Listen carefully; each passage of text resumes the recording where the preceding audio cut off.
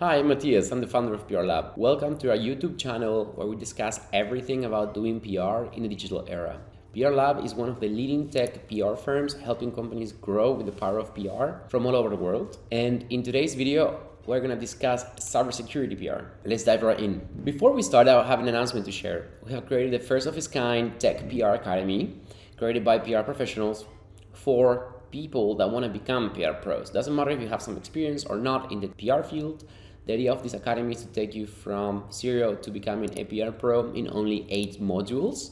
This has been created by me and my team, and we're very excited to share with you that if you scroll all the way down to the bottom of this video, you will find a discount code. You will get a 20% off in your sign up.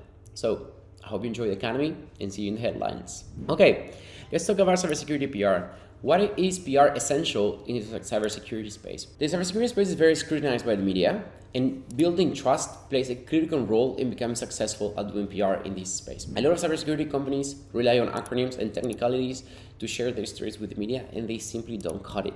So hopefully after watching this video, you will learn everything you need to know about being successful in doing PR as a cybersecurity company. Cybersecurity companies need more than visibility, they need credibility. Of course. Journalists do not want product pitches only, they want insights. They speak to audiences. The role is not to sell products, but to educate and inspire audiences. This is what typically a lot of companies get wrong, especially in the tech space. They think launching a new feature of a product simply will make the cut, and that's not the case. So buyers, CISOs, analysts and investors pay attention to who is consistently quoted in the media. Also, AI tools look at what companies get featured in the media to decide which ones to feature. So getting featured in the media as a tech company is becoming more and more relevant nowadays. So let's not forget that in the cybersecurity space, PR is about earning trust through media coverage, expert commentary, and thought leadership. So what are some of the topics that we could discuss with the media as cybersecurity companies? Think about ransomware, data breaches, AI security, cloud security, identity and access management, compliance, supply chain attacks.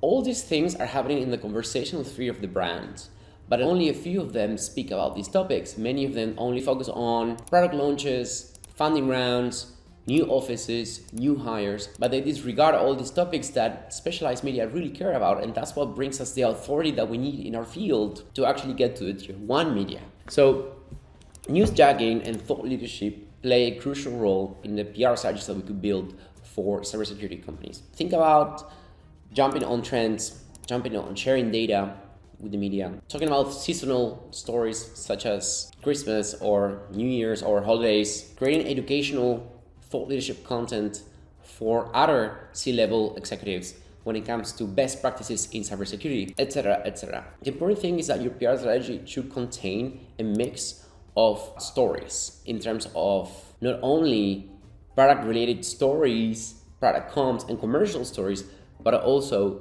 stories that would speak to the conversational sphere of the brand that surround us as brands, such as new trends, new technologies, crises, attacks, best practices, etc.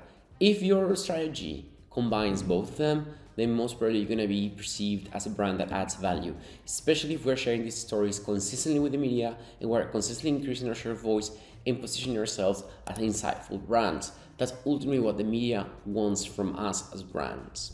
Something to keep in mind for this, always look at the 10 elements of newsworthiness when it comes to creating your story to determine whether your story is high chances of getting featured in the media or not. This is what the media follows as criteria for determining which stories to feature. So, what are some of the key tactics for cybersecurity coverage?